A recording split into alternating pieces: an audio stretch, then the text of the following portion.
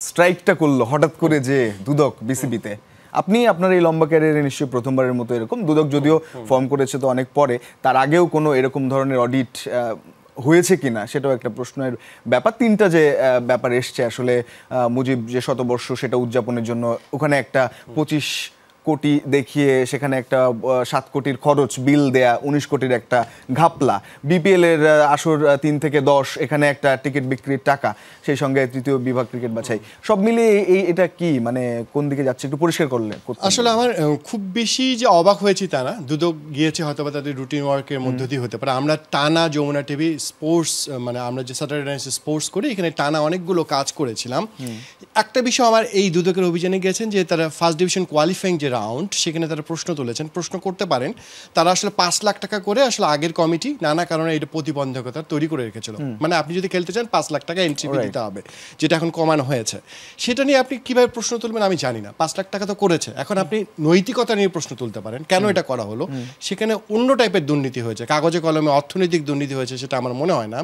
আরেকটা প্রশ্ন থেকে যায় যে বিসিবিতে তারা বলেছেন যে বিপিএল এর যে টিকিট বিক্রির আয়টা, এটা নিয়ে আমরা কমপ্লিটলি দেখিয়েছি। আমাদের যে রিপোর্টটা তারা সেটাকেই বলছেন যে তৃতীয় থেকে 10ম আসর পর্যন্ত, যেটা আমরা হিসেবে দেখিয়েছিলাম আমার মনে আছে, 15 কোটি 60 লাখ টাকা ইনকাম হয়েছে। আমি একজন এক্স্যাক্টলি বলি, 15 কোটি 60 লাখ 53,943 টাকা। আমি বলছি কিন্তু 42 না, 943 টাকা।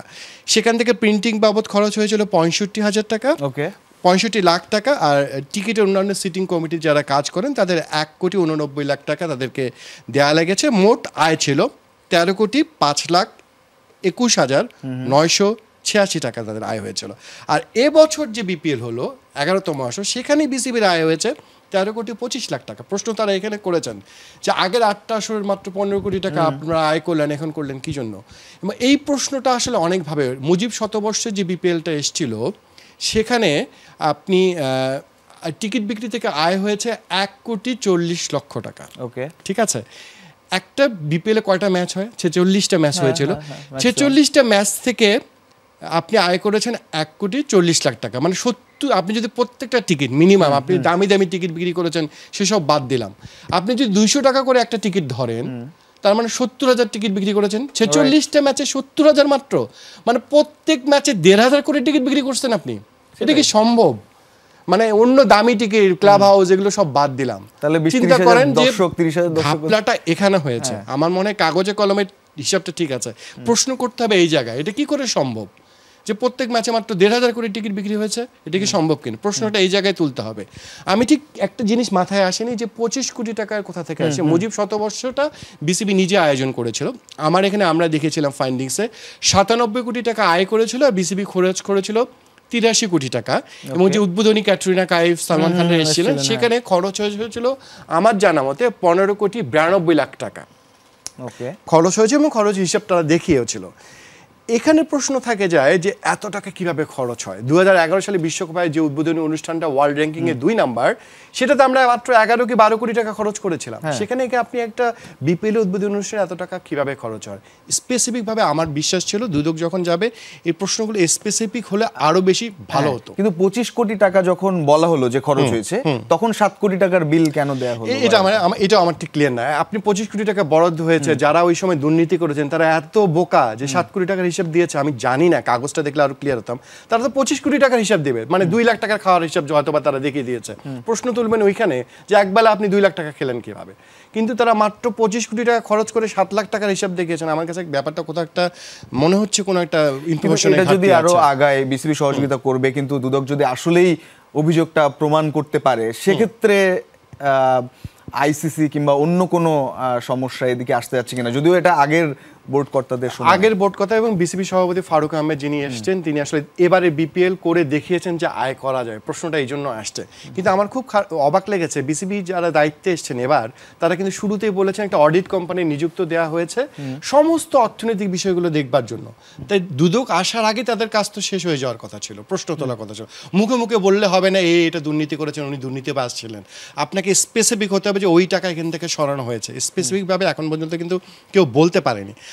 এছাড়া কিন্তু অসংখ্য রঞ্জন দুর্নীতির জায়গা আছে।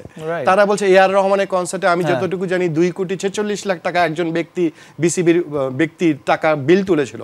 কিভাবে সেটা বিল হয়, বিসিবি যে ওয়েবসাইটগুলো চলেছে, অসংখ্য জায়গায় টাকার ঘাপলা আছে। আমরা জানি যে ফিনান্সিয়াল বোর্ড আছে যারা অর্থনীতির কোনো সিও নাই, আমি অনেক সিএফও নেই, অনেকবার রিপোর্ট করেছি কেন সিএফও নিয়োগ দেওয়া হয় না এখন পর্যন্ত। এই দুদক যদি সিএফও যে টেবিলটা যিনি দায়িত্বে আছেন তার কাছে যেতেন, তাকে বলতে হবে সমস্ত কাগজ দেওয়া হবে। এখন পর্যন্ত আমার খুব অবাক লাগে যারা ফিনান্সিয়াল কমিটিটা দেখাশোনা করেন সব কাগজ বাইরে আসে না। কেন আসে না আপনাদের কাগজপত্র? আপনার কাকে বাঁচাতে চান? এইগুলো নাকি সন্দেহ জাগে। এবং আপনি দুর্নীতি, বারবার বলছি যে কাউকে মোটা দাগে বলতে পারবেন এই কাজটা, আপনাকে বলে দিতে হবে আপনি কিন্তু 10 টাকা মেরেছেন। সেটা কিভাবে মেরেছেন দেখতে হবে। আপনি হয়তো বা বিমানের ফ্লাইটের জায়গায় 15 টাকায় আসছে, আপনি সেখানে 1 লাখ টাকা 2 লাখ টাকা বিল করেছেন। আপনি যে বাসটা আপনাকে টিম বাস নিত সেটা 12,000 টাকা বিল, আপনি এটা 40,000 টাকা বিল করেছেন। আপনি স্পেসিফিক এই দুর্নীতিগুলো ধরতে হবে যে আপনি কেন 40,000 টাকা বাসের বিল করলেন। কিন্তু এই জন্য তো ডকুমেন্টস পেতে হবে। দুদকের আমি যারা কাজ করছেন আমি অনুরোধ করব যে ফিনান্সিয়াল ডিপার্টমেন্টের যে সমস্ত কাগজ বের করে দেখা, সেটা যদি করতে পারে, কোনো দেখানো কাজ না। আমরা চাই স্পেসিফিকভাবে পরিষ্কার থাকুক কোথায় কোথায় দুর্নীতি হয়েছে, এটা যেন সবাই জানে। এবং সেটা ফারুক আহমেদ দেখিয়ে দিয়েছেন এই বিপিএলটা করে যে বিপিএল টুর্নামেন্ট থেকে আয় করা সম্ভব। আমরা এতদিন যেসব জিনিস দেখে এসেছি, দুর্নীতির অসংখ্য ক্ষেত্র আছে। যদি দুর্নীতি তদন্ত করতে হয়, বিসিবির উচিত যে আরও শক্তিশালীভাবে তদন্ত করা উচিত। আমি জানি না অডিট রিপোর্টটা এখনো তৈরি হয়েছে কিনা, এতদিন হয়ে গেলে অনেক কিছু সমাধান হয়ে যেত।